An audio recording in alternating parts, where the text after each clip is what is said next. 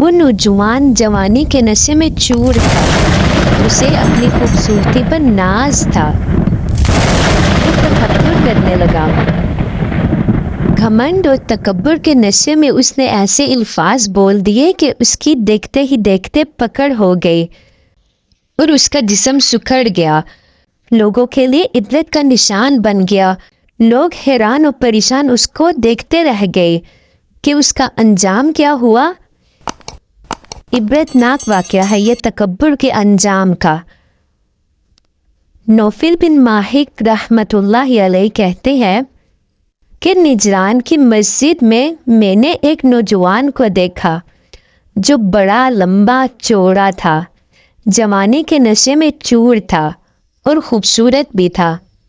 میں نگاہیں جما کر اس کے جمال و کمال کو دیکھنے لگا۔ اس نے پوچھا، کیا دیکھ رہے ہو؟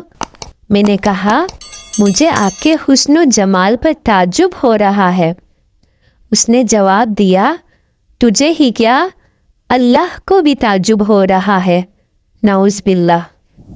نوفل رحمت اللہ علیہ کہتے ہیں کہ یہ کفریہ کلمہ کہتے ہی وہ سکڑنے لگا، اس کا رنگ و روپ اڑ گیا، یہاں تک کہ اس کا قد ایک بالشت رہ گیا۔ لوگ حیران رہ گئے کہ اس کے ساتھ آخر ہوا کیا ہے۔ آخر اس کا ایک رشتہ دار اسے اپنے آستین میں ڈال کر لے گیا۔